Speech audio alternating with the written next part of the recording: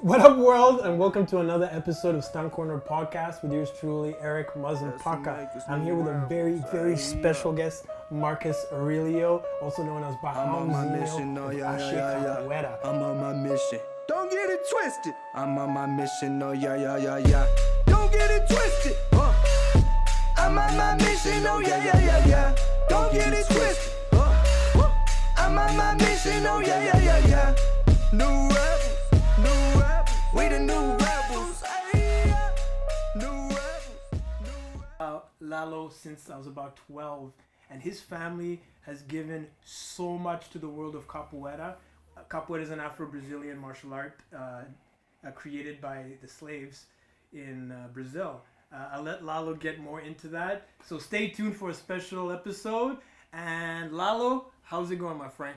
Oh, I'm good, man. I've been busy working, training, keeping the family in order, keeping everything in order. But I can't complain, man. Cool, man. Got a Looking roof good, over man. my head. I got food. Nice, man. I got my family. Everybody's healthy, so Can you I'm give us doing really well. Can you give us a bit of your history with your family? Yeah, my father's a capoeira master, Mestre Barrão, and my mother started training with her when she was very young, and that's how they met together, actually. And so I was born into the world of capoeira, and we immigrated to Canada in the 90s. Yeah. And back then there was no capoeira here, and so that's where we kind of established ourselves. We opened up the first capoeira school in Canada. Then we developed many students to be able to grow the art, to teach other people. And now we're the largest organization in Canada, one of the largest in the world, in over 32 countries. So we have a large international school, and it's all thanks to capoeira and thanks to my father, Mestre Barrão, for helping teach me and guide me the ways of being a martial artist. All right. So growing up with such an influential martial artist as your father, and I'm talking influential, like your dad's name is in how many grupos are around the world? 120. Oh man, hundreds. There's thousands of groups, really. Yeah, well, there's thousands of students that carry your father's name on their shirts in homage to respect this incredible man who brought this art form to North America, and helped kind of mold and shape it in North America. How does it feel growing up with that type of lineage? Like, that's a prince. Like, you are a prince to the heir of Ache Capoeira. To some degree, yeah, in the hierarchy terms, which Yeah. is exactly what we have with the belt system, right? It Yeah. doesn't matter who you are, what race you are, what sex you are. What matters is your ability and your knowledge and growing into that hierarchy frame until you're someone of position. Yeah. Obviously, growing up, having a father like that, that had so much of a respect and a position Yeah. in the capoeira world like that actually put a lot of weight on the shoulders. Yeah, I could imagine. Yeah, and I've met lots of masters' sons, Yeah. kind of like myself, but another master, a son of another master. Yeah. And most of them gave up. Most of them couldn't handle the type of weight and the pressure that is required to keep yourself up there. Yeah. And so I knew from a very early age that it was something that was like, okay, this big boulder is Yeah. going to be on the back of my neck, and Yeah. I either step up Yeah. and succumb to it and kind of accept that and build enough strength to hold that weight, Yeah. or I quit. Yeah. And I was, I had to really make a strong decision, and I was just like, you know what, let's go for it. I'm like, my dad did it, my Yeah. father did it, there's other guys doing it. Yeah. I'm like, I can do this, I can make it happen. It takes that, the consistency. Yeah. Obviously, I see you at the gym all the time, right? Yeah. We're at the gym, we're Yeah. stretching, we're working out. Yeah. That kind of consistency, I've been doing that for over 20 years. Going to the gym, working out, stretching, working on flexibility, timing, strength, coordination. It's a lot to dedicate, right? When you have other things going on in your life, you have like relationships, you have Yeah. family, Yeah. you have your career to work on. Yeah. And so I was like, no, is this something I want to do? Back when I was a teenager, and I was like, no, I'm gonna go for it. So you always knew, like even as a teenager, you were prepared to take this weight. I knew this even as a small child. I knew the weight. Because I'm gonna say, But even it was when I was as a kid, like you were still like you were ready for that as a kid. Yeah, as a kid, I knew. Yeah. But as a teenager, I decided to take the challenge head on. Okay. And, most of the time when I came as a little kid to class, like from 3 to, I'd even say 12. I went to class because that was just part of my life. It was I had to go to class. Yeah. And I'd do what needs to be done. But it's the difference between going there and doing and going there and wanting to do it and getting the fire to really, I'm going to push myself. I'm going to have the fastest kicks out of everybody here. Yeah. That kind of mentality, that kind of test. So it's bringing not just your body, but your spirit and your mind to it. Exactly. The difference between being forced to go to school and somebody wanting to go to school. It's a big difference. You see the difference in their scores in schools, huge. And I actually took that kind of mindset in many different things. It could be in the stunt department. Yeah. It could have also been in school. I dropped out of school in grade 10. I was expelled. Okay. And I wanted to finish high school. I wanted to prove a point that we're not dumb here academically. If I wanted to, I could. It's like I could do it. So I went and I did the GED test. Yeah. And I passed with flying colors. Why? Because I went and I did a 3-month course, intensive course. Yeah. And my idea was like, I want to pass. I want to learn everything that these teachers teach me. Yeah. And so I went there and was rigorous about doing as much as I could. Yeah. And so that difference made my scores go higher. Where scores in high school were mediocre because I was there just to be there. I wasn't there. You didn't want it. I didn't want it, and so I kind of learned that from capoeira in some degree, and I applied that to my stunt skills also. It's one thing to just want something but not go after it. There needs to be more of a fire aside from just, oh yeah, I want to do it, and just kind of lay back there, wait for something to happen, You're like, so you say, like, for you, what I'm hearing is discipline. Like, discipline is the number one key. You can have the talented person who's amazingly talented, but if they don't have the discipline, they will only go so far with their talents. Yeah, because I remember growing up, I don't remember seeing you training something. Like, for the audience out there, I met Lalo when I was 12, when him and his dad came to Victoria, and they were visiting Lloyd, who was teaching at the time in Victoria. And I'm 12-year-old Lalo, skinny little kid from Brazil, but all you hear is these legendary stories.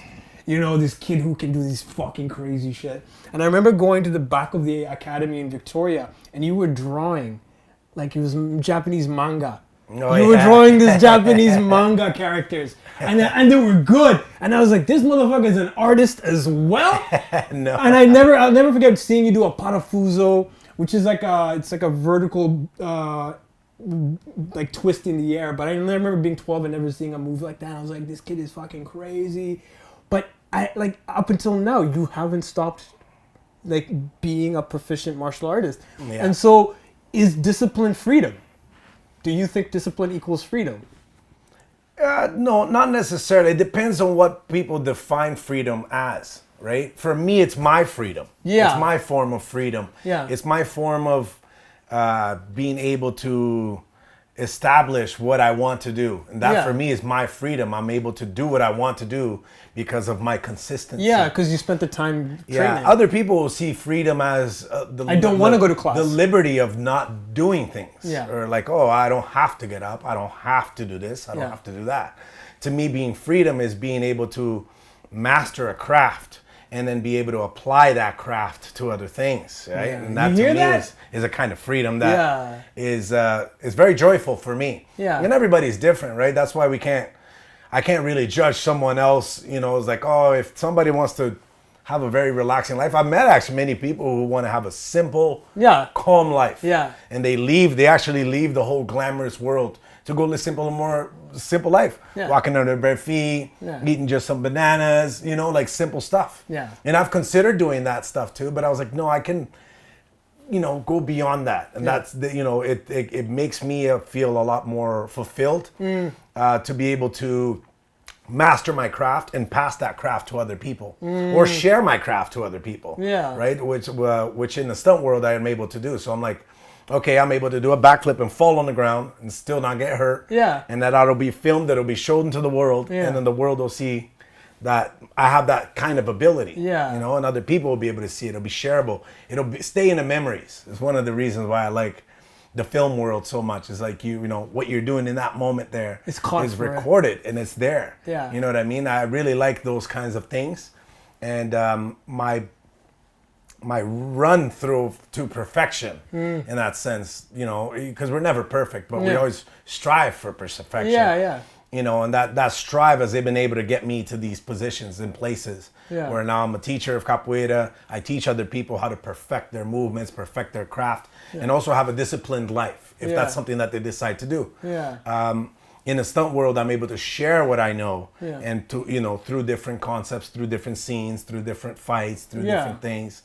And I'm glad about all that. All of that kind of literally meshed together now into my life. It's been, you know, one day I'm doing capoeira full out, and the next day I'm like in the scene of a movie. You know, which is really weird. So, but I like that excitement. And everything really comes down to being in front of camera, having that pressure, you know, and I kind of starting to realize now that like, oh, I'm always in front of a camera. I've always been in front of a camera. An audience, always since you've been growing up, Then always the pressure's on to produce and produce well. You can't go there and mess up. There's no two takes, right? It's almost like theater. You're there, you can't mess up. You got to do that. Oh, you got to make it happen, right? Like in the movies, we're even nice. They're cut and copy paste and do it again, you know.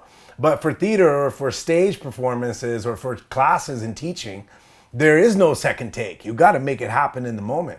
So you think all like your life as a capoeirista, as a teacher, as a student, is that just all, and especially with capoeira, because capoeira is more fortunate than other arts in the sense that we have to learn to perform in front, not just not into the technical aspect, but as performers of music, of show. So martial arts, you have to learn all aspects of show.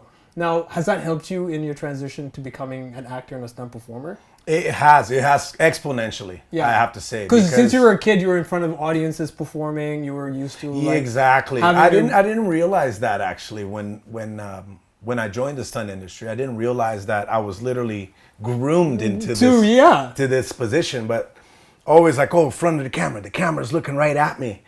I'm like, oh my God, you know, I can understand why people would be so nervous, but I'm like, I've always had 1,000 people. I walk in front of 1,000 people on the stage or in the theater. And, you know, to me, it's like, oh, it's just like, okay, this is just another day.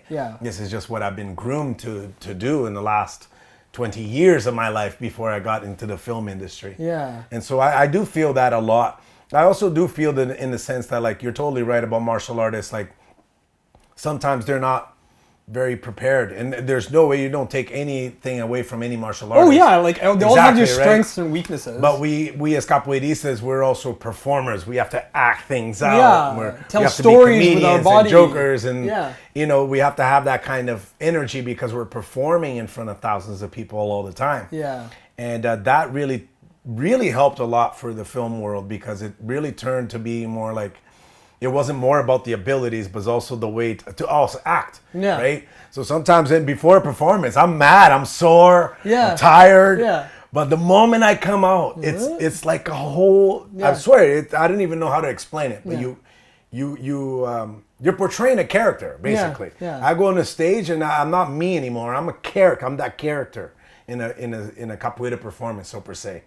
I'm like trying to, you know, greet the audience. I'm trying to make everybody feel really good. And I realized that to some degree, that is how acting also is. You're not bringing yourself there. You're bringing a character there. And you have to portray the character the moment the person says action. You have to become that person. So I really like that. I met a lot of stunt guys, and most of the stunt people are not actors. And they agree to it. They don't like it. It's a whole different world. And I'm like, oh, well, I can do a bit of both. I can do both. I can act a bit and still be able to perform the physical aspect of what the movie requires. Well, I've always kind of felt that like Lalo was going to be the guy that brought capoeira to the world in film. Because you know in capoeira now you always see like capoeira is always used in comedies as like a joke, but it's not. It's a vastly intricate art with so many facets to it. And I always believed Lalo was going to be the capoeirista that brought it to that stage. And, you know, the way Steven Seagal brought Aikido to the audience. Because people didn't really know what Aikido was before. And then he started fucking people up with breaking arms and shit in movies. And people were like, oh, Aikido's dope.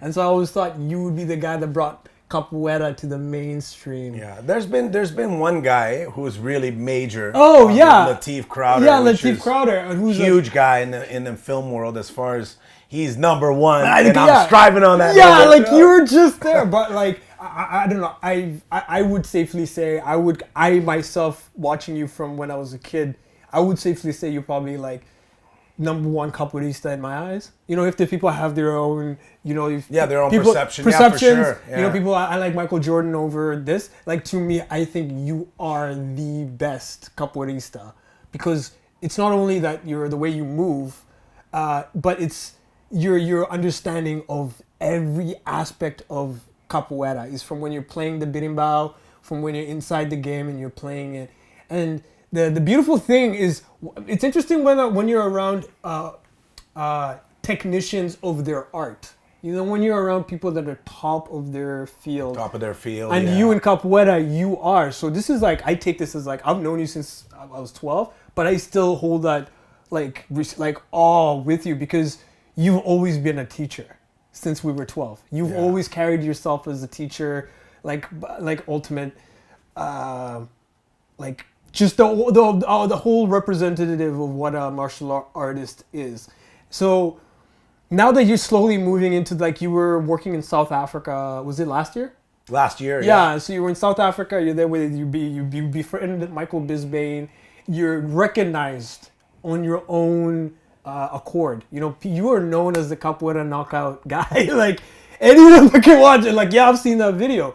So now that you're moving higher into this crowd and the world is recognizing you for, you know, the martial artist you are, you know, like you are a rare talent. Like,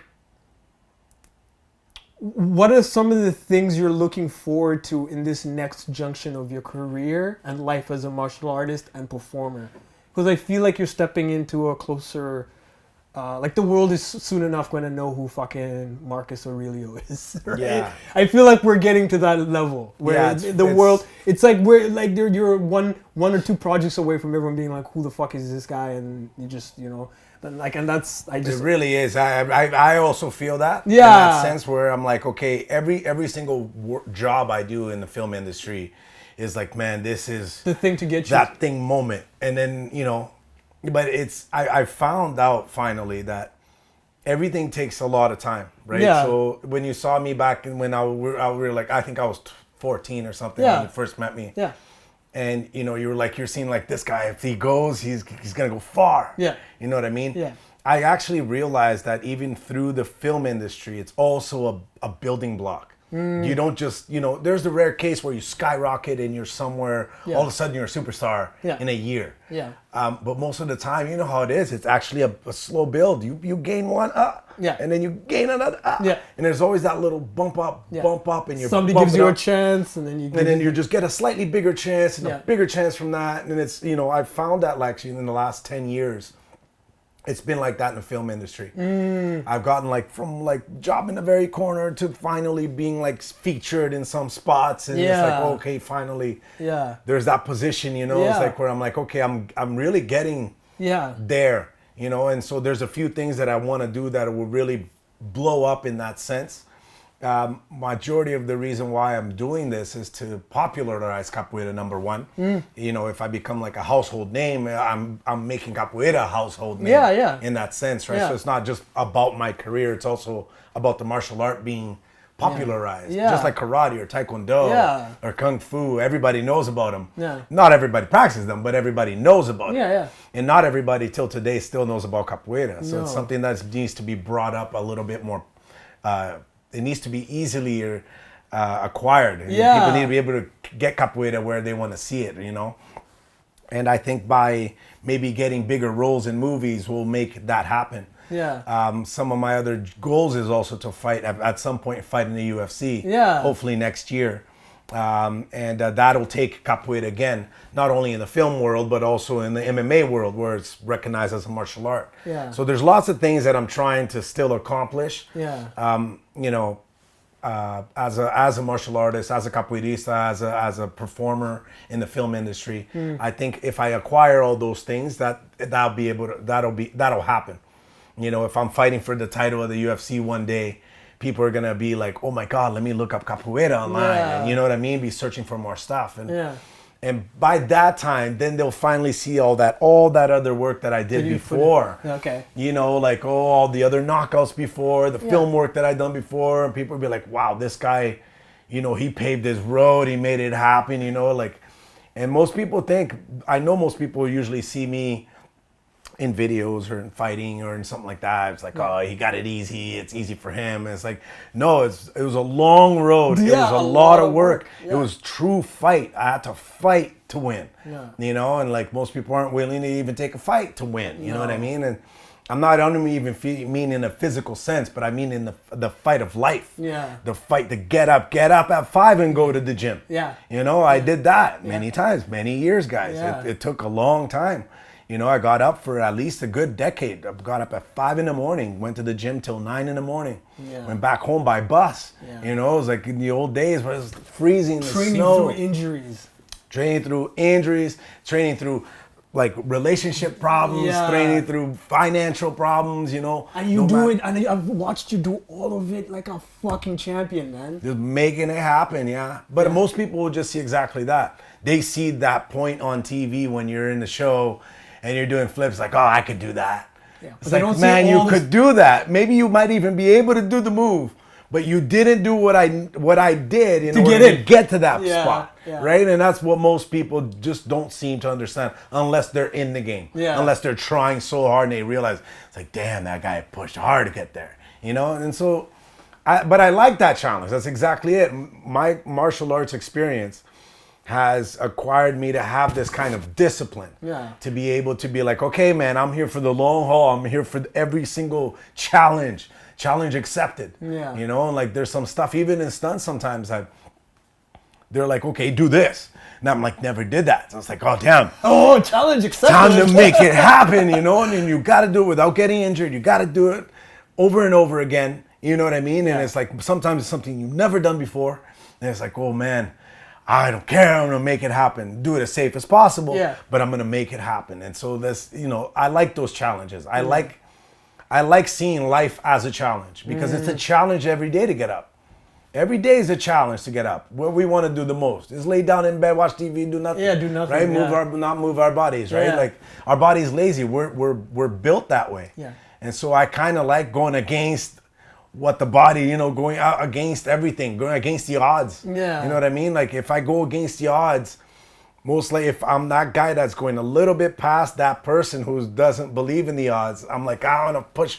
I have a higher chance of being acquired with the odds. You know what I mean? And I kind of see it that way. And I that's the reason why right now I'm getting a few jobs here and there that are key and fundamental because I see the world that way as a challenge. You know, it's like, that's beautiful, man. So I guess once you see the world as a challenge, that means you're just always prepared. Yeah, or you always try to prepare, right? You always prep to prepare. So it's like most of the days, like I'm working full time now for a feature film. And I'm not going to the gym at all because we're there working all day, every day. But before I found out, when I wasn't working at all, I was at the gym every day. So I'm like, man, something might come up. I got to be ready. So I'm like, oh, if I'm like get lazy and I don't do nothing, then I get a job and I get hurt because I didn't train. It's like, no, let's go to the gym every day, twice a day, make sure my body's in optimal position to be able to endure anything that comes up. And then all of a sudden, boom, big feature film comes up and it's like, okay, my body's ready. I'm like, thank goodness I had to endure. It's kind of like a situation where you always have, there's no off season. There's just different situations. There's, you know, sometimes you're working, sometimes you're, you know, building your body to get your body in optimal position. Sometimes you're doing interviews like this. Sometimes you're, you know, it's just different challenges. And you have to be able to go for the call, you know? When the call comes, you got to be able to, yes, I can do it, I can make it happen. Because I think that's what luck, because I've said this before, I think that's what luck is that it's opportunity and preparation meet. That's exactly, luck. Like, so you were prepared, you were training, you're like, call comes up, yep, I'm good, I feel good, I'm ready, I'm good to go. And I feel like there's a lot, like I was asking you earlier if discipline equals freedom, and that was a very good answer you gave, was like, depending on your definition of freedom. So a lot of people like the idea of freedom for a lot of people is, I like the freedom to want not to go to the gym. But for people like you, it's like freedom is the more committed and dedicated I am, the freedom I'll get from the money I make from the opportunities that my dedication acquire, yeah. it gives me. And it's funny you said about the luck too, because I saw this when I was 14 years old. I started hand spinning. Remember? I remember that. All the time. Yeah. And so I'm just hand spinning once, hand spinning twice. And then in the odd luck, I would spin 3.5 times. And it was like, oh man, I was so lucky. And I was just thinking, yeah, that was so lucky. But then I started as like 16, 17, 18 hit. And I'm keep spinning on my hands, and more I spin, like the odds become less and less. Yeah. So it's like when I was 1 in 100, now it's like 1 in 8 or 1 in 5. Yeah. I'm like, oh, this luck is exactly what you just said. Is preparation and dedication. Yeah. Put together. Yeah. Will make that luck more often. Yeah. You build your luck to some degree. Yeah, because people you have to create luck at some point. Yeah, because people look at you and then you're on screen. Like when you're in Warrior, I saw that dope scene that you just finished. You fucked some guy up and then you're doing your solo at the end. Yeah. I remember seeing that. And I'm like, like the hours this guy put in training with his father and his brother, in Brazil, like with no absolute clear path where this art is going to take you. Now it's giving you the opportunity to be recognized and go to South Africa and work on this. It's pretty much a show about warriors and martial artists. Yeah, about martial artists. And you are one of the people that get called to put on that list because everyone's like, who we need on this project is fucking Marcus. Yeah, that was great. And I felt very honored actually because... How long were you in South Africa working for Warrior? I was in South Africa for a month. And I spent a month there. Basically, it was 3 weeks of prep. Yeah. And we're just coming up with the choreography, how to start, how to end, and then we would change it and, make it longer, make it shorter. It would be just 3 weeks of full out training, 8 hours a day, every day. Yeah. And then the final week of the rehearsal. And I really liked that show exactly because of that. It was the first time I actually did full-blown capoeira. I've also had a show that I did on Travelers, but I was doing an MMA fight, so I'm like still MMA fight. Yeah, okay. But I do a few capoeira moves, Yeah. but not really ginga and the movements that really distinguish what capoeira is. So Warrior was really like one of the first, and I hope of many, that I was able to showcase the particular art of capoeira. I'm sure it's going to be, man. Which is really awesome. And I got in there and I did a fight with an awesome guy. He's another stunt guy. His name's Ian. He was supposed to do grappling wrestling. Cool. And so it was like a wrestler versus striker kind of fight. Man. And if you see the fight, it's an amazing fight. Yeah. Recommend everybody to watch Warrior. It's on HBO, Cinemax. And incredible show, by the way. Yeah, really good show. Really good show. And so the show is based out of the writings of Bruce Lee. So Bruce Lee actually wrote the story, and his daughter went ahead and got the story going and finally sold it to Cinemax and HBO, and they made the show happen. Yeah. The protagonist, which is Andrew Koji's, great martial artist. I think he comes from a tricking background. Cool. But he's supposed to be the Bruce Lee. He does a great job. I actually just came from my house, was watching that. Cool, man. Cool. I was watching the show because it's a good show. Yeah. And I like to see the martial arts too in it. Yeah. And this particular scene that I was in was kind of like, one of the movies, kind of like The Quest, where they have martial artists from all over the world come in and compete. Like a kumite. They had just people from all over, like different fighters from all over who had different styles, and I was just fortunate to be that capoeira stylist, you know? Yeah. And I was able to showcase a lot of cool different moves. The stunt coordinator and the fight choreographer and the second unit director, Brett Chan, who gave me the opportunity to actually go there. Shout out to Brett Chan. Shout out to Brett Chan, that's right. He gave me he gave me a lot of good pointers to be like, what would you do in a real fight? Right? You know what I mean? And it's like, well, I would do this. And he's like, yeah, there you go. And I'm like, oh, okay, damn. We were like really trying to make it cool, passionate and real, like real. Brett's really passionate about his shit. Yeah, and it's also all of our names. We're all, if the movie looks like crap, then we look like crap. So it's like, no, I want the best of the best. And he was able to guide us to make sure that the choreography was spot on, spotless, beautiful. And I felt very honored to go there. And, I got my ass beat at one point at the very end of the tournament, but it was against Bruce Lee. Yeah. So if I'm going to lose to anybody, it's fucking Bruce Lee. It's going to be Bruce Lee, guys. You know it. That's amazing, man. Well, okay, so one of Bruce Lee's most famous quotes was, be like water. Take what you need and, let go of what you don't need. In Capoeira, there is a philosophy called Manjunga.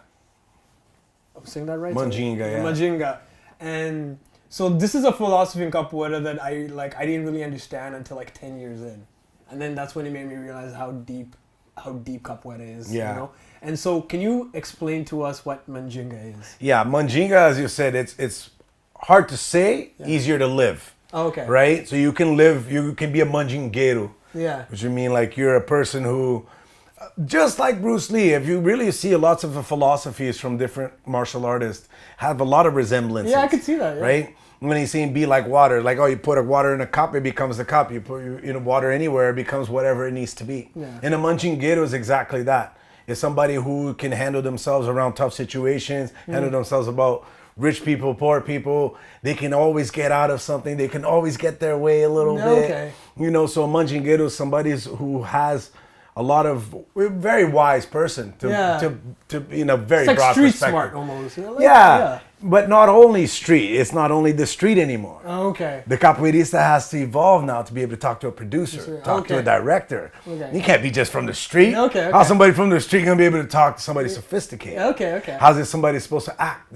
You know what I mean? The manjungueiro has evolved to not just being street smart, but to being world smart. Okay. He's being smart about over every situation. Yeah. So I can go to the slums even though people know who I am. Yeah. People know I probably have a nice shirt. Yeah. I'm driving the car. I can still go in the slum and I can get out alive. I can get out without being robbed because I know what to say. I know how to act. I know how to talk to people, right?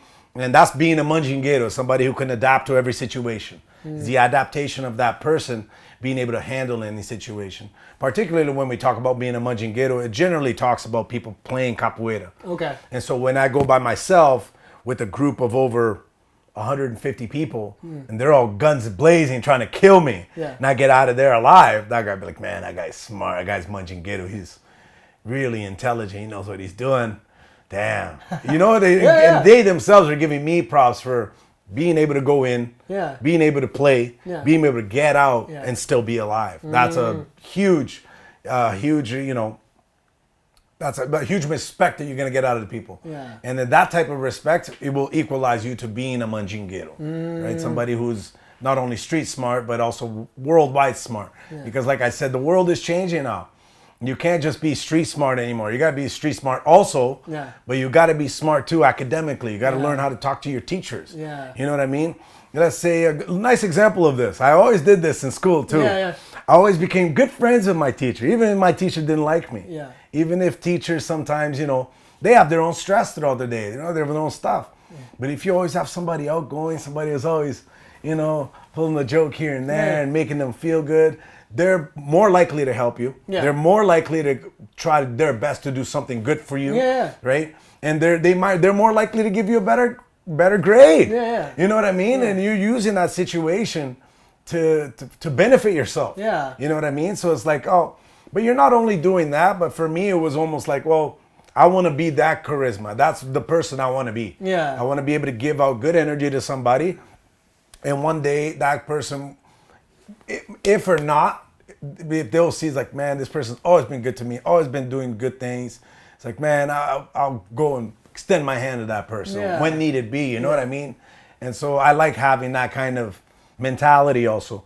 Yeah. I approach people like that because nobody's better than anybody. Yeah. Right? We're all good people, you know, and sometimes people in this world, or sometimes when you have a position, may it be in capoeira, may it be in the film world where you think like, oh yeah, I'm better than other people. Yeah. You may even be better than other people, but people are still people. We all die. We're all the same thing. We don't take anything with us. You know what I mean? We're still same people. Yeah. It's in the same way that you go to like let's say a film set and we're stunt guys and the background guy comes and says hello, or you're not gonna be like, oh, get out of here, background guy. Yeah. It's like, no, of course not, man. Yeah. Shake that person's hand because that person's still a human being. Yeah. And so, sometimes people lose that. Yeah. I've seen a lot of that, especially in the film industry. In the capoeira world too. But people probably get not a certain as much. belt. Do you think so? Do you see it as much in, I guess, people do. Oh man. Because I've traveled lots, man. I've seen lots of different capoeiristas. How do you not get there? Because you've never been like that. Like you've always. But that's like what I'm saying. Even from being a little kid, and it was exactly that. It was just my practice. It's like So I you knew, were just I knew that always- my teacher's higher ranked than me. Yeah. She's the teacher. Yeah. She's my math teacher, my grade 9 math teacher. So it's like I know, like I can't, like I'm like I know she's in a higher position than me. I'm gonna treat her good. I'm gonna treat her nice. But you But I knew yourself, that- you're not just somebody. Like you are highly respected. Like Yeah, I know. But how do you stay? Well, when it comes to the capoeira, how do you stay so dope?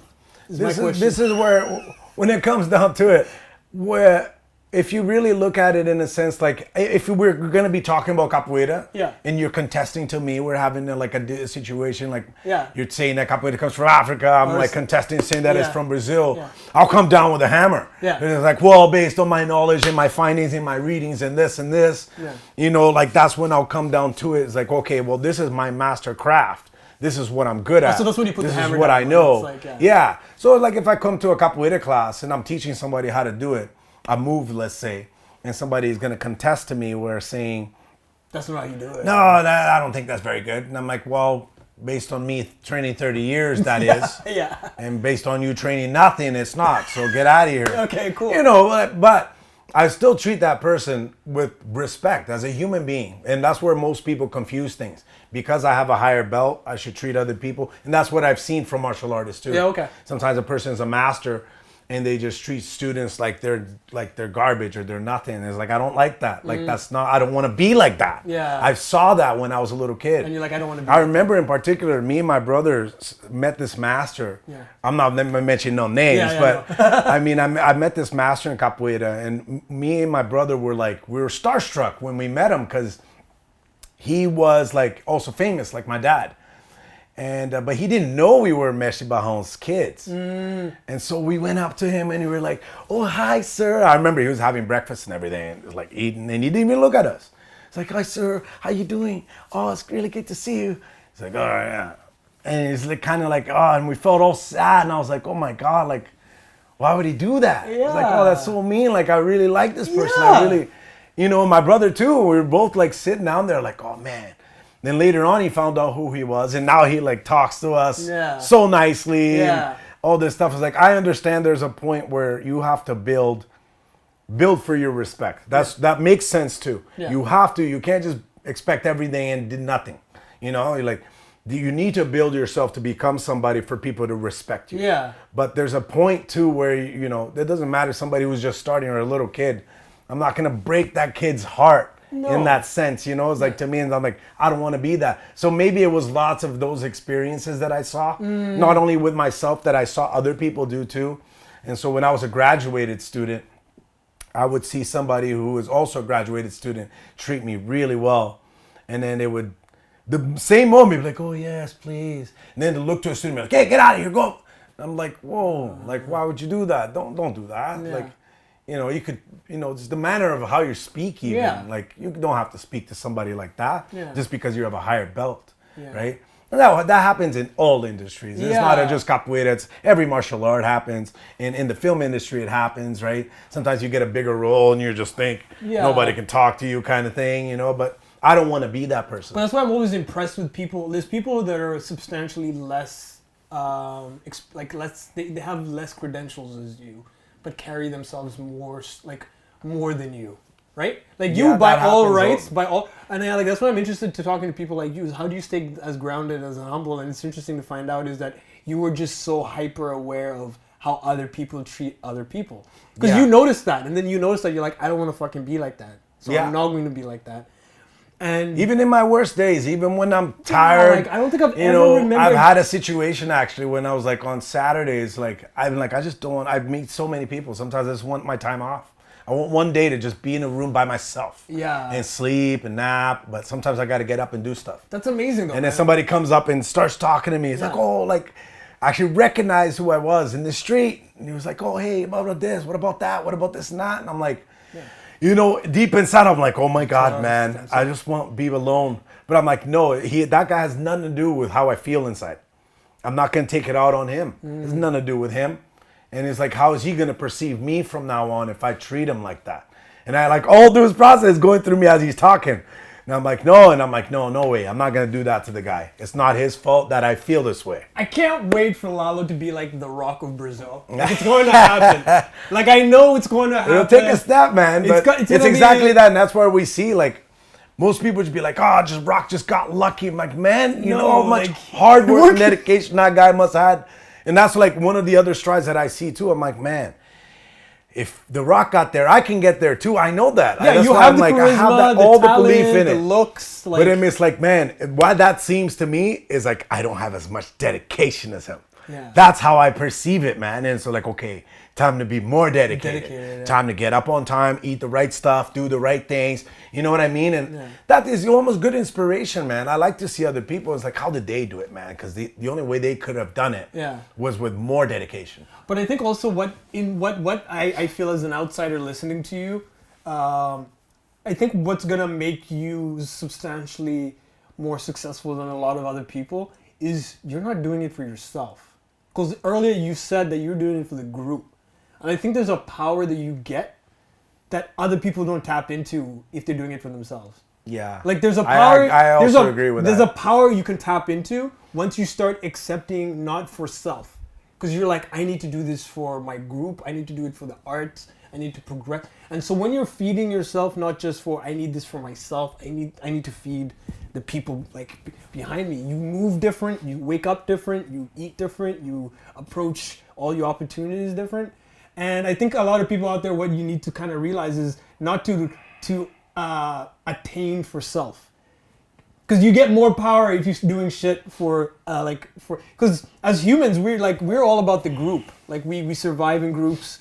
That's the only way like our mental health survives is when we're with groups of people and we need to collaborate and like interact with each other. Mm-hmm. And so I totally understand and completely see that point. Yeah.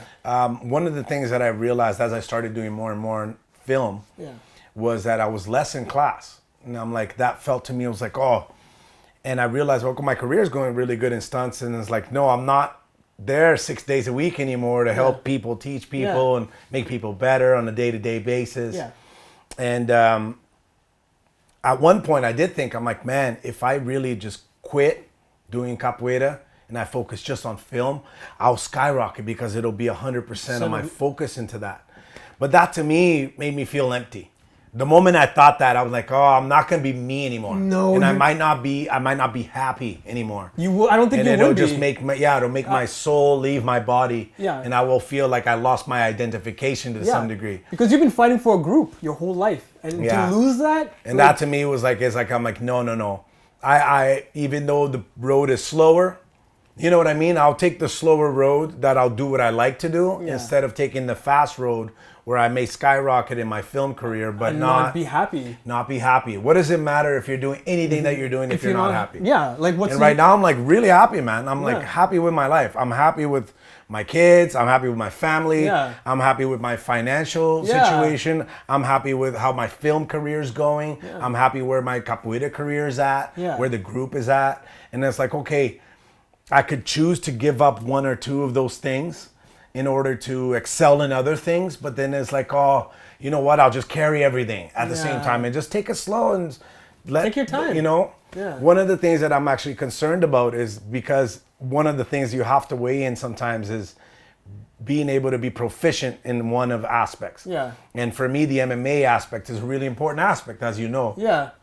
And I'm finding that I might have to let go of some things temporarily for MMA in order to really push that aspect forward. Yeah. To be able to compete with the top, the guys who are 24 hours a day, 7 days a week, I have to some degree. You do have to sacrifice. Sacrifice, right? And so there might be a time where I might take a year or two off from film, and a year or two off from teaching. Not saying that it's a temporary thing, but it's just one thing that I want to strive for a small part of my life. Yeah. Which I know it's exactly that. It's the pain. See how like I don't want to let those things go. Yeah. Because those things make me happy. Yeah. But it's like, man, you have to feel pain sometimes in MMA when you're training. You're not only the physical pain, I'm talking about like you're gonna be sore, right? You're gonna be sore, you're gonna be tired. And then like I have to go away from my family, I have to go away from the people I love, I have to be in a remote place sleeping, like just on my own, just like missing everybody. Training through injuries. Just that hunger, you know, like you're feeling that pain and the suffering, and you're like you put it all into the ring at the end of the day. And it's like to some degree that's part of doing the MMA world is you have to sacrifice some of your life. And I had a lot of problems like that when I was fighting too. Because people, you know, especially like the baby mamas were like, you gotta spend more time with your kids. And I'm like, man, I gotta train because my kid's not gonna go in the ring and help me. Yeah. Like I gotta train so I don't get punched in the face. Yeah. And so there's that side that most people don't see. No. Right? And it's like, it's a selfish world. It sucks, but for MMA, it's a selfish world. You're going there just for yourself. You have to be for yourself. Well, because nobody in the ring is there. No one's going to be fighting. No one's going to be trying to block you. No one's so there's that part too. But I think that my group is all ready to endure that. My family's ready to endure that. Yeah. And I've already even let everybody know, like, hey, I got to go away at some point. Yeah, and you have a support system behind you that knows that, man. Exactly. Like, you have a support system even just before this Paul Lazenby. We were just talking. They're like, the UFC dropped the ball not signing you and your brother.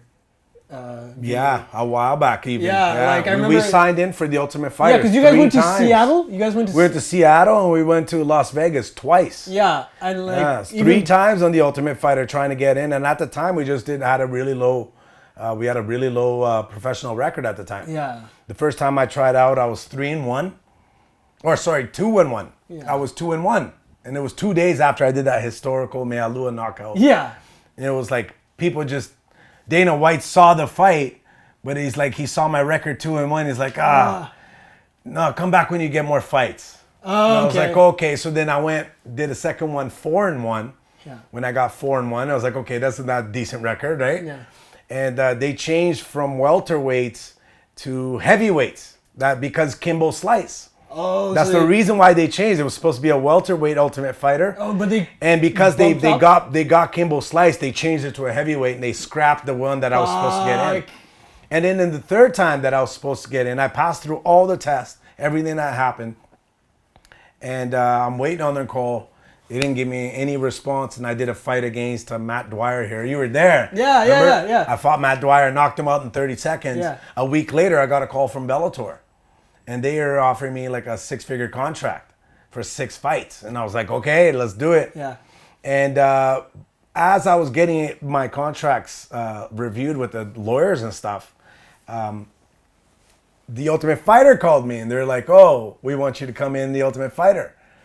And I was like, well, I have a contract here.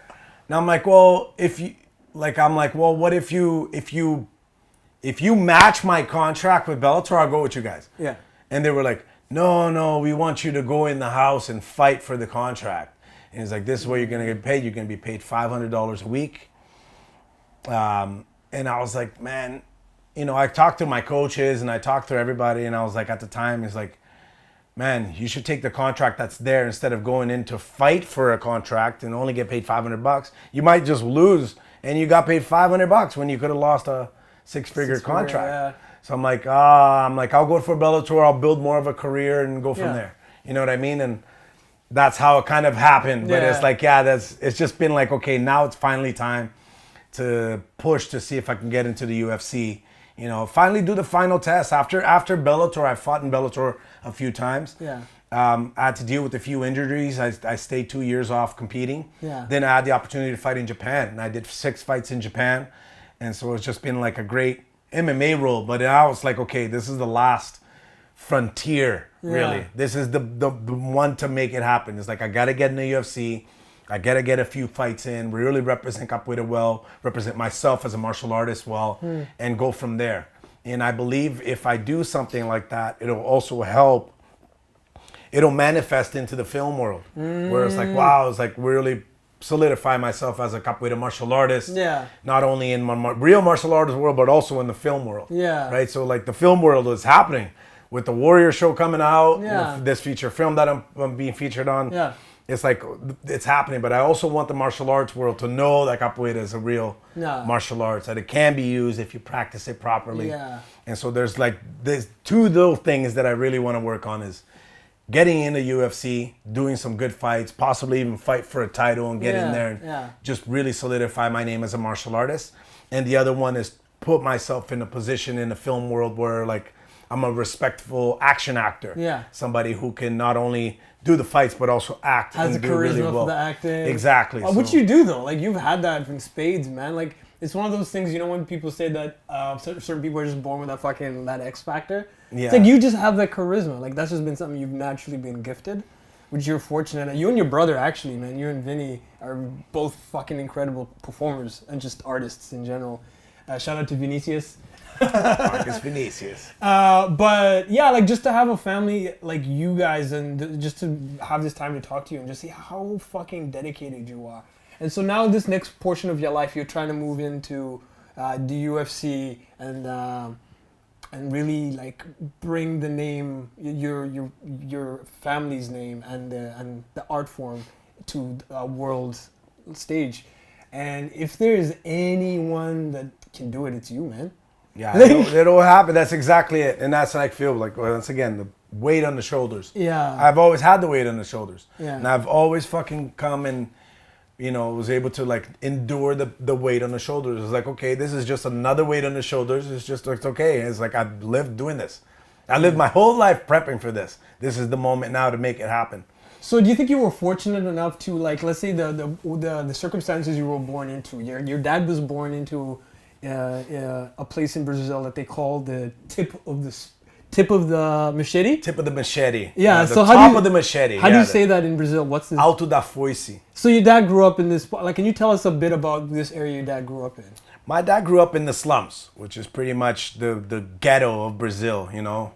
And back in the time when he lived there, it was like cardboard houses, cardboard paper houses, and really, really poor area. Now it's like 2020 slums, you know, tiny little concrete houses, and you know, but it's still a slum whether you like it or not. Yeah. And there was difficult. There was like, you know, you'd be killed by the police or you'd be killed by gangsters, and it's just, you know, the law of the land literally was really tough out there. Yeah. Police don't even go up there to some degree because that's how dangerous it is. Yeah. And I was fortunate enough already, like, you know, if my dad is class D, I was class C. I lived beside the projects, you know, as my mom and dad came to Canada and then they went to Italy for a little bit. I lived with my grandma in the projects, right? Which is like, you know, we lived right beside the favelas. It was the only height was like a wall this big separating the ghetto from the actual project buildings, right? That's how close we were to. Yeah, just one little wall. One little wall. We'd also just jump over because all the kids played each other, Yeah. right? We were all, you know, kids, friends at the time. And that's how it was. It was tough. Me and my brother grew up there, and we had no schooling. Schooling's on strike for over 2 years. So we were all just kids in the street. My grandma worked all day in a hair salon, and me and my brother just had nowhere to go. We'd go in the streets and just go explore. We'd go everywhere. Like, imagine kids, no underwear, just some short shorts, no sandals, no shirt, no nothing, just walking around the street, go up a tree, get a mango to eat, and just spend all day waiting for our grandma to get home kind of thing. It was like, that's kind of the lifestyle that we had. So, like, my question is, do you think because a lot of people would hear that and it sounds like an unfortunate upbringing, you know, like, but being brought up when you all you have is family and what you need. You don't have any extra shit. You just have your family and what you need. You know, water, food, like just the immediate things needed, right? And does having a childhood like that does that set you up better for dealing with situations like we are in the world in the lockdown? I think it does. So because extremely. Yeah, so because you were prepared, there was so much uncertainty growing up in communities like that. You know, a lot of immigrants that immigrate, they grow up in places where it's not the best case scenario, right? And so now since the lockdown, do you think that these people are better suited to deal with those situations? I believe so. Yeah. I've also think that, you know, what I've endured in Brazil has been beneficial to me here. I knew that the moment I got here. I knew that the moment I stepped foot out here. It gave you an advantage. it gave me an advantage to appreciate everything I had. So like I remember even till this day, the moment I walked into my room in Canada when we flew from Brazil to Canada for the first time I ever flew in a plane, period. Yeah. And my parents had a room for me and my brother. The first time we've ever had our own rooms, number one. And I was like, wow, we get our own How old were you? rooms. I was 9. Yeah. Like we get our own rooms. Like I used to live with, it was me, my grandma, my brother, and my 2 other cousins, all in one room. We'd all sleep in a room like this, big. Yeah. We'd all just sleep and that's it. That's how it was. That's what we grew up on. Yeah. So for us to have our own rooms, and I remember opening the door and it was like bunk beds. We each had our own beds. You're like, what? It was like, wow, it was incredible. Yeah. I remember everything. It was like there was a poster of the Power Rangers in the wall. I was like, and an aquarium. That was like the 3 things that I remember distinctly the first day I arrived here. Full color. I remember the poster full colored. Yeah. It's like it was today. You know, like I remember everything. And it was like, wow, so like happy. And then we got rollerblades for our birthdays. So it was like, rollerblades? That's like, what the fuck? Like I used to roll up socks to get a ball, to be able to kick the ball. Yeah. Like that's, you know, when you get to that point, you appreciate everything else you had. Yeah. So everything my parents gave were really appreciated. Where most kids now are like, they get a toy, they didn't even, man. Yeah. They didn't even look at it, man. No. You know, like, and it's just a different world that like they never had something. And when you have everything, you don't really appreciate it as much. No. That's why also I applied that into my career too. In the film, I like super appreciative of everything that I got, every job, every person that gave me that opportunity. Yeah. Man. I don't say like, yeah, thanks. No, I'm like, man, thank you for like, changing.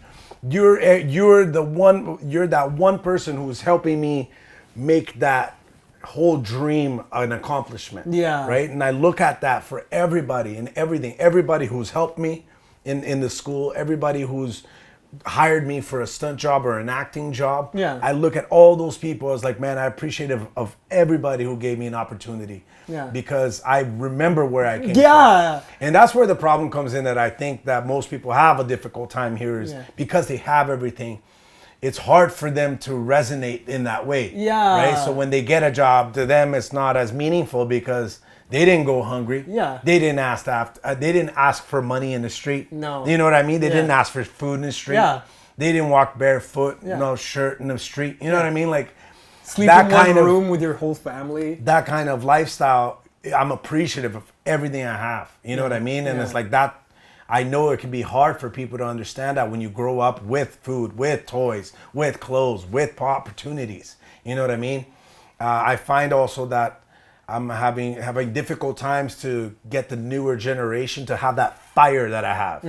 I got the fire to like, I got to succeed. I got to make it happen, you know? And it's harder for kids now because they have their phone. Everything's instant gratification, you know? And the world is not like that. Yeah. Nobody gets instantly famous. Yeah, Nobody no. gets instantly rich, right? That's dream world. That's like playing the lottery.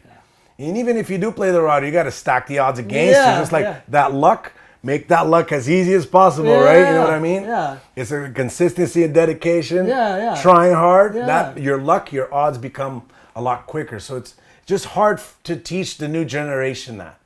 That's where where I'm having, because I'm teaching kids. Yeah, and I'm also still because, teaching, you know? Yeah, like I think now because you there's you can get Insta famous. Like people are looking for that one weird video on Instagram, that one beat up, the one knockout video. Like people are trying to find that one thing that's gonna get them. And they don't realize it's the whole game plan. Yeah, and it's the whole fight to get there and eventually. for you, it sounds like you had a lot of delayed gratification. You had a lot of things that you're like, I'm not gonna get any gratification from this for a fucking long time. And even now, I don't have the gratification because it's like you're saying, I'm in a verge now where I know I can do something big. I can make something big happen. I don't know what it is yet, but I feel it. I feel it under my skin. I'm like, man, there's going to be an opportunity that's just going to skyrocket my career, my whole life. Everything's going to change. You're gonna be like, I just don't know when that is, and I don't know what it is. But it's going to happen. It's just I just got to keep striving for what I'm doing now. So I got to keep training. I got to keep doing what I'm doing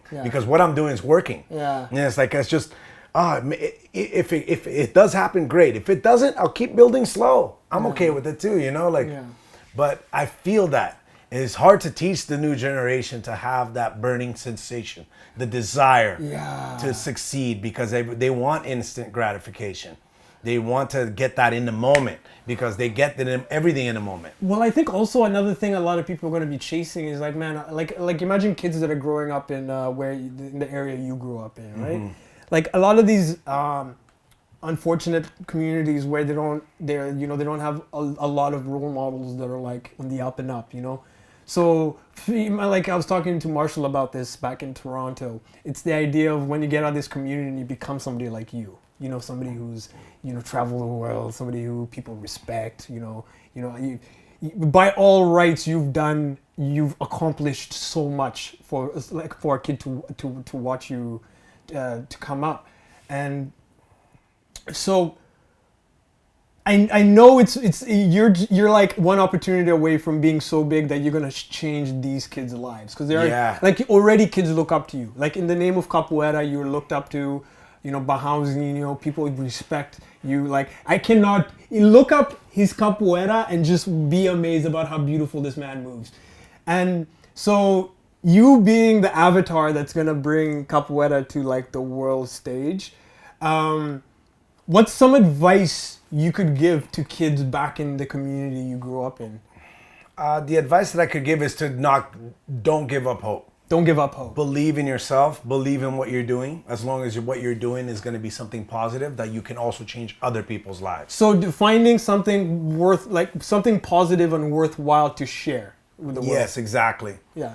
And it was hard for me as for doing capoeira. I was doing capoeira up until my mid-20s only. That was all I was doing. Capoeira and some fighting, and that was it. Yeah. And I was trying to do the film, but I just didn't know anybody. I didn't know anything.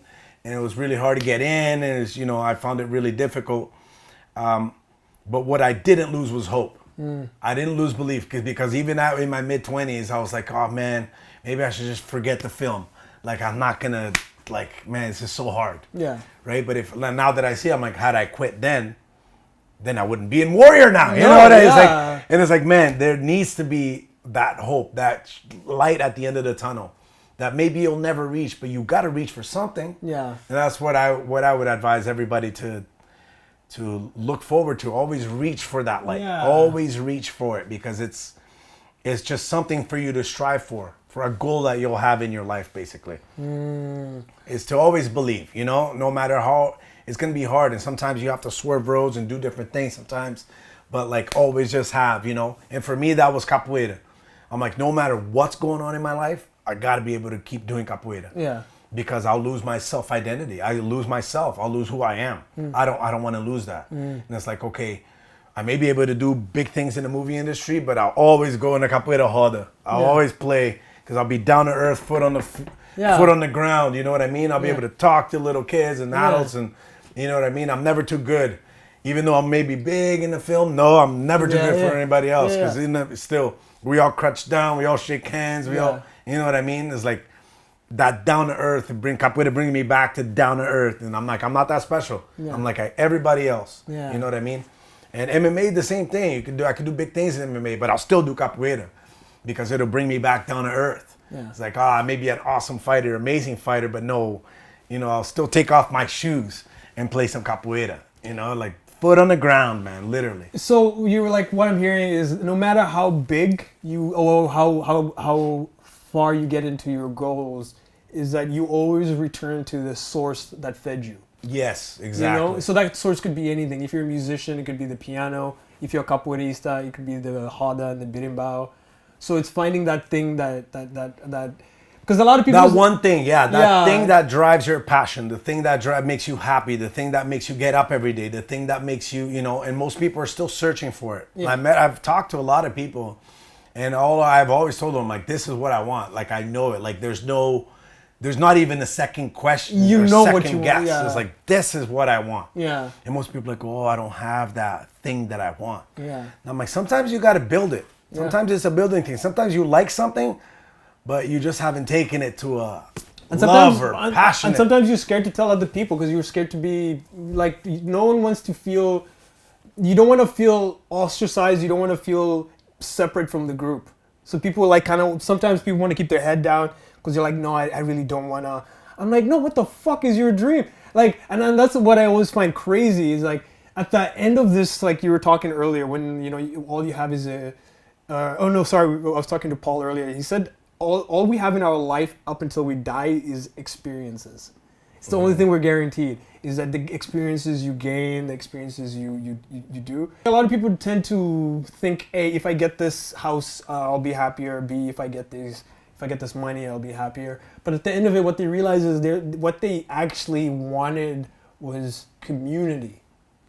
You know, what they wanted was to be appreciated, you know, and capoeira gives that. Like I was fortunate as a kid that my older brother brought me into capoeira, and because it wasn't just about the training 2 hours a day, it was about the coming together. Yeah, it was about the hour it took for all of us to say bye to each other before we got home, because everyone has to say bye to each other like 6 times. Yeah, you know, like, and that, like, I think what I realize is now in our career where we're climbing, we're getting more respected, we're getting more opportunities, we're meeting, you know, we're just becoming better performers. What I'm realizing is that no matter the money you make, no matter the experiences you get, community seems to be the thing that you go back to, like you were saying with the Hondas. You can never, so another thing I feel like a lot of people lose sight of is that they want the money, they want the cars, but what they want at the end is actually they want to be respected in a community. Yeah. Right? Would you safely say that? I would, at least for me. Like I said, different people are different things, man. Sometimes people do want money, and it's kudos to them. But but those people I've noticed I've talked to people that finally get money, not as happy as they thought they were going to be. Yeah, that's very It's true. very momentarily. Yeah. They were like, oh, but then they were like, well, what is it now? And then they start realizing it wasn't just about the money. It was maybe the things that it didn't allow them. Like their family wasn't able to do what they wanted, you know? So people tend to put a lot of emphasis on the dollar, the power of the dollar. And that to me, the money to me is like, I don't really care about what I drive or what I wear to some degree. Like I dress nice to look nice, to feel nice. Yeah. But I mean, in a sense, like the money that I want to leave is not, I don't even want it for me. Yeah, it's more for my kids. This is security for make sure that my kids will be okay when they're older. Yeah, like, yeah. Yeah, that's. But you're not like, really, I need all the money for myself. Yeah, no, you know, exactly. Like, because you realize that. Because I strive, because that's not my happiness. Yeah, that's not. But for other people, that's their happiness. Well, I feel like what they think is your happiness, but that most people do think that that's the happiness. Because once you're around people that do have money, the happiness is your what you've accomplished really in life. Like, what have you done, right? And I'm like, that's why I'm so happy. I'm like, I have done to some degree, partially what I wanted to do. Yeah. I'm like, oh, I'm so happy with that. I'm become a mestrano of capoeira. I become a professional MMA fighter who's respected. Yeah. I've become like a prominent musician, actor, and stuntman in the film industry. Yeah. I become a prominent musician and performer on stage. I was like, man, I'm glad with all these things. That to me is like, now is just doing a better performance on stage with music, getting a higher belt in capoeira and be more world recognized, getting bigger roles in film. That to me now, everything, I'm happy with everything. Now I just want to elevate everything now to a different level. It's just that even as a challenge for me, it's a challenge. The world is a challenge. Like I said, I wake up, the world every day is a challenge. I have to challenge myself, myself up to do something to better myself so I can better everything else. And I know one of the things about that is if I better myself, I'm bettering the group and the group elevates. And so I'm helping to take the group to an elevation where it'll be solid, you know, by the time I actually retire and decide to do different things, because even then is another challenge. Yeah. Maybe I'll become a movie producer, maybe a director, maybe I'll just become a musician. Yeah. You know what I mean? Or maybe I'll just, become a teacher. Yeah. It depends. I'm quite sure when I get older, I'm going to do a simplified life probably. Cool. So do all the hard work, all the crazy shit now. Yeah, exactly. Do it right now, and then later on I can just literally be able to sit with when I'm like 65, sit with a 3-year-old kid and still teach them. Yeah. How to Jinga, like the simplest thing, like, hello, how you doing? Yeah. It makes a big difference, man. With the complexity of the world. Yeah. That's why I still teach 3-year-old kids. Yeah. Because they bring my childness back. Yeah. They bring my clown back, my portray. Even when I teach, I portray. Yeah. I'm not me when I teach. No. I'm a character. Yeah. Right? And so I become a character to all these little kids. And that to me makes me go out of that world of paying the bills, getting my next job, getting my next this. No, it's all here in the moment with the little Wow. So that's what really, like, with all the other scheduling, the career, maybe I get this job, maybe I don't. When it comes down to it, teaching a 3-year-old is what brings you back to reality. kids. The real simplicity, or more simplicity. More simplicity. Yeah, just the aspect that I'm there devoted to them, teach everything. I know there's lots of things going on. Yeah. Oh, choreography from the stunt thing. There's competition going on. There's an MMA fight going on. It's like, but that goes away for that 45 minutes that I'm teaching these kids. Yeah. And it's just really simplified. And I'm more about like, yeah, hey, lift up the hand, put the hand to the side. And it's like more of a simple world to me. And it's like that kind of, for a brain like mine that runs way too much. Yeah. It's nice to have simplicity. That's and beautiful, teaching man. little kids is very simple, you know? It's That's like fucking beautiful, man. yeah, it's something that I take pride on actually. in doing it. It's kind of weird. No, man, that's because not. That's it's- amazing. We need more people like you. Well, I mean, like I said, I could be doing better things in a general sense where I could be learning more lines to a movie or, you know what I mean? Like going to the gym and bettering myself. But I just don't feel that, man. Sometimes I need to have a more simple lifestyle. And when I used to live in Brazil, it was very simple, man. You go out, get up, you go run the beach. Yeah. It's really simple. Foot on the sand, you know, like feel the wind. Really, it sounds so cheesy, really, when I saying it here, but it's so simple. but it's true, Yeah, man. but It's the it's- simplicity, you know what yeah. I mean? Like the simplification of things. To me, we need. Sometimes you need a little bit of that. Yeah, you life know? is really complicated these days. Exactly. Yeah. And people get overwhelmed by it. People kill themselves. People have difficult times. They're realizing that, like, Yeah, so many they like, can't yo, deal. man, take a breath. Yeah. Just take a breath, man. Go take a walk in the beach, and you'll realize, like, holy, you see the sunrise or the sun setting. You see the ocean. Just calm down a little bit. Yeah. And it sounds really cheesy, but it really is. Yeah. And teaching kids for me is that kind of simplicity. You know, I like to do everything the whole week, and then on the weekend, on a Saturday, I come and teach the little kids. And it's more about like, yeah, get your hands up, yeah. And it sounds so like cheesy and dumb. No, it doesn't. But it's man. so nice, Yeah, you know, no, like it makes my soul feel so good, man. Yeah, it should. You know, and I continue on to the youth, and I push them a little bit harder. Obviously, different characters, right? Yeah. Little kid, I'm more of a clown. Yeah. The youth, I'm more of an adult. Yeah. Tough, but still playful Yeah, sometimes. yeah. I mean, and with the adults, it's the same thing. I'm helping. Like maybe sometimes a student comes in and he's sad, and I push him, and you know, like his sadness goes away for that moment. And I'm taking that out from his. He's gonna have a shitty day when he leaves too. Yeah.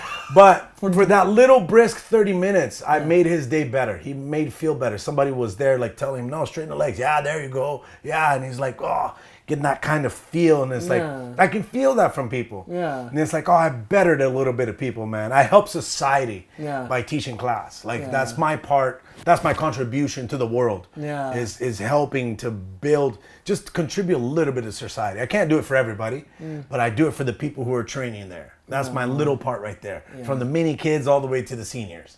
I'm making everybody do it a little bit better. You know what I mean? When they go out there, like, yeah, that guy's a good teacher. He helped me change a little bit. Yeah. Maybe through dedication, maybe, you know, I've had a lot of people who come and go.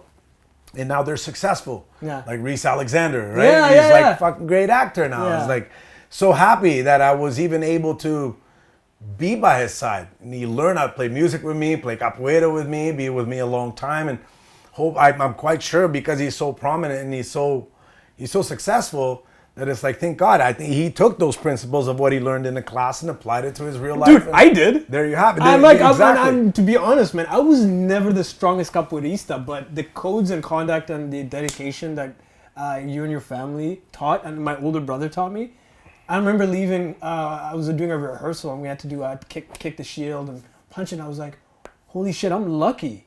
I grew up with like proficient martial artists. Like I grew up with your family, and that like I take that with like the highest respect because it's like I see like your dad single-handedly is like one of the biggest names in capoeira. Mm-hmm. Like Mestre Barrão is like I remember I was on the I'm talking more than 10 years ago. I'm on the ferry, and I hear somebody whistling at me, and I'm like, what the fuck? So I look up, and I wasn't expecting to see your dad. So for some reason, when I kept scanning across, my mind just wouldn't see Mestre Barrão there. Like I kept looking around, and all of a sudden I look in the mirror and I was like, oh shit, it's Mestre looking at me.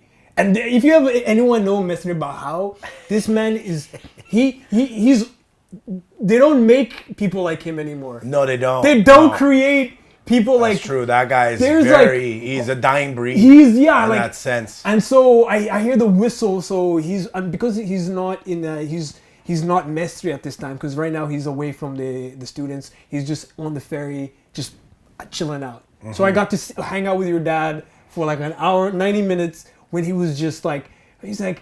Calm. Yeah, he's more, like more he's just, human being. Yeah, like he's just like, I think I'm gonna retire and move to like the island. And I'm just talking to, I'm like, and he gives off that energy that like this is talking to like a, like a Bruce Lee. Yeah, like a higher being. Higher being, right? Yeah, he's and that grand master. Yeah, I'm talking to your dad. Two random fucking guys show up out of nowhere. Oh, Mr. Barrão. I was like, they don't look like capoeiristas. Wow. They don't look like capoeiristas. Oh, Mr. Barrão. We're musicians, we love your music. And they're like, I can't remember what the instrument was called, but they brought it over and they knew one of Mestre's songs. Oh, and then your dad just started like tapping on the side and started singing. And like these two random guys are like jamming out with him. And I felt like I was with like a rock star. Wow. He was like, I need some water. I was like, yes, Mestre, I'll go get you some water. Like, it's like being around like somebody who's respected not only by martial artists, by musicians. By musicians too. And so I am so appreciative that you and your brother and your family are still so humbling and amazing. Like every time I see Indo, like it's incredible. Do you have any advice for any future capoeiristas that want to get into movies that you wish you got? Some advice, maybe somebody. Yeah, I mean, to me, you have to master your craft. Okay. As you can see, as far as the stunt industry goes, most people will always say like learn a bit of everything, right? Like learn kung fu, learn tai chi, learn kickboxing, learn boxing, learn muay thai, aikido, judo, taekwondo. But what from I really seen is that most people tend to have a particular craft, that they're right? Really good at. And so for me, it's martial arts. It's more hand-to-hand combat. That's my specialty. Yeah. That's what I can strongly bring to the table. Yeah. And through time, through more and more experience, I'm able to use sticks and a bit of knife, now a bit of gun handling and how to handle a gun and stuff, right? So obviously, you can learn a bit of everything. But I would advise to try the best you can to really hone in a craft, a particular craft that you can say you're really good at. That could be gun shooting, could be car driving, could be motorcycle riding, striking. could be horse striking. It could be anything really. Bike riding, could be break dancing, could be popping and locking, dancing, whatever. Yeah. Hone one craft clean, and then go from there and try to eventually widen out your. Think about like tree. You have the tree trunk, and then you eventually branch out to learn different things. Right? Okay. So I have my capoeira, and then from there I learned to do all these different things. Yeah. Okay, cool. Like even nunchucks, man. I'm learning how to do nunchucks, man. Cool, man. Like I never thought of the day, but it's happening. You know what I mean? Like learn nunchucks, learn sword fighting, learn knife fighting, learn gun. And it's just a matter of time. You just eventually start learning everything. But what I found from the stunt industry is that most people that got into the industry, they usually they have a good craft of something. Okay. They've either close to mastering or they have mastered a specific art. So they put in like 10,000 hours into something. Into something that made them pretty proficient and pretty good. And the reason why they're even hired anyways. Yeah. Because if they're mediocre at everything, it's like, why would somebody even hire you, right? It's like, be good at one thing. Right, you know what I mean? At one really good thing and maybe a few other things. At least I have a bit of knowledge of other things. Yeah. But try to master one craft. At least would be one advice. That's so true. Like a lot of the performers I've worked with or we've worked with is that they're very proficient. Like, and it seems like if you're very proficient at the one skill set, they're willing to work with you. Because they know, hey, you're good at. At least you're good at that. Exactly. We got you in this avenue. We can teach you some of the other stuff. Exactly. Yeah. But you're strong enough in this, so you would. So it's like, that's what I would advise. Because I mean, for me, it was hand-to-hand combat, and then somebody gives me two swords. Yeah. It's like, Well, you know how to move your body enough, so we believe you can do probably use a sword if we show you how to do it. Yeah. You know, so there's that. But that's the advice that I would give to somebody that nobody ever gave me, but I had really no choice. But that's how the way I got into the stunt industry was having a lot of capoeira skills. And that's how I saw other people too get in. And this is the reason why I give that advice, is just learn one thing really good. Be really good at something. If possible, even physical. Yeah. Something really good physical. You know, that you're able to do it without, like, you're really confident on it. Yeah. Like, that's your domain. That's what you're good at. That's what you believe in. That way, if you have, like, let's say Under the gun, you could perform it. you do BMX. Let's say you do BMX or biking or something, and then they do an audition for a bike. Like, that's you right there. Yeah. You know, like, that's where you'll get in that way. Yeah. That'll be your first thing. Yeah. And from there, it's like, okay, he's really good at that. And then it's like, oh, some other people may give you opportunities in other things, but at least you have one craft that you can honestly say that you're good at. You believe in it, you're good at it, you know, but you have to actually be good at it. Yeah, yeah. So it takes that. That's what my advice would be to somebody who's looking into possibly being a stunt performer, would be to master one craft. Okay. And then expand from there. So water that tree until that base of that tree is strong. It's pretty strong. And then from there you can start building out these other. Yeah, and I have seen other people who's not done it that way, where they're like, they do a little bit, like Monday they do judo, Tuesday they do taekwondo, Wednesday they do kickboxing, Thursday they do this, and Friday that, and this and that. Yeah.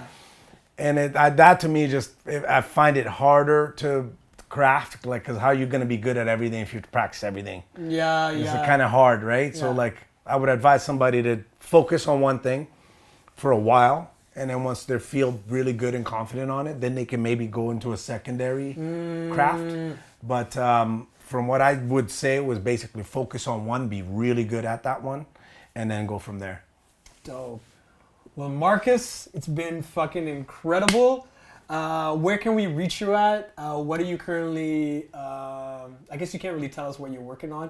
You're working on a feature. That's all we know. A feature film. Yeah. You're working on a top secret. But where can we catch you? Instagram, Twitter. You can catch me at Barraozinho on Instagram, on Twitter, on Facebook. Cool. All those places right there. Awesome, man. Yeah, and thank you for the opportunity. Thank you, Mark. Yeah. Thank you, Eric. Appreciate all of you guys giving me the opportunity to come out here and just talk a little bit. Yeah. And it's really great to share some of my experiences, right? And everybody has different experience. I really like this podcast just literally for the fact that we all came from different places. We all have different experiences, and it's nice for people to hear where different people came from. And it's nice to also hear how that person got there, which is really more important too, because most people probably just look at us and be like, oh, they were given that. Yeah. And it's like, no, all these people has had a really tough road, and life they've experiences. worked really hard to get to that point. Yeah, and you are a true martial artist to the definition. Will always be one of your biggest fans. Thanks again, everyone, for checking in. Stunt Corner Podcast. This has been episode 4 with Marcus Aurelio, also known as Barraozinho. Please check out Grupo Ashe Capoeira and check him out on Twitter, Instagram, and all the social media platforms. To all my capoeiristas out there, salve. Peace, Don't get it twisted. Cool.